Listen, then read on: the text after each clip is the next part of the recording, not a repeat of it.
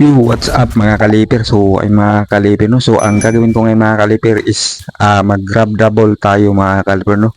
So, yun yung makikita nyo ngayon mga kaliper. At the same time mga kaliper, in-stretch din natin yung jam ko mga kaliper, no? Para di naman mga lawang mga kaliper, no? Yung jam natin. So, ito na ngayon mga kaliper, no? Ito yung una mga kaliper, no? Grab double two hand mga kaliper. So, other term mga kaliper, rebound. So, ito yung mga kaliper. No? So, ayun. So, ito yung position ko lagi mga kaliper kapag naglalaro ako ng basketball mga kaliper. Lagi talaga ako nasa ilalim mga kaliper.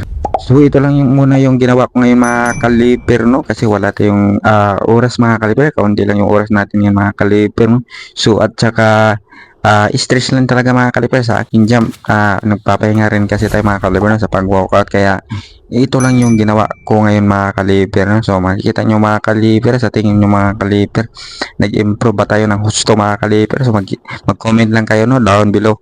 So ayun, kita nyo naman sa video mga kaliper, no? Sky high tayo mga kaliper with super slow mo mga kaliper, no? So ayan, di mayayari ang ganito mga kaliper, no, kung wala tayong bola. So nangangailangan tayo ng bola. So ito yung resulta mga kaliper, no, sa ating pag-workout.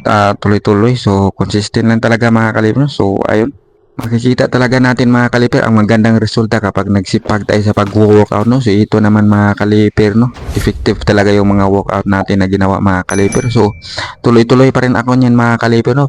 So ayun, baka makalimutan lang natin mga kaliper, no, please follow and subscribe mga kaliper sa aking YouTube channel and padalaw sa aking Facebook page mga kaliper, at meron din tayong TikTok, no? So pa-follow na rin at mag-comment kayo. So ayun lang, maraming salamat.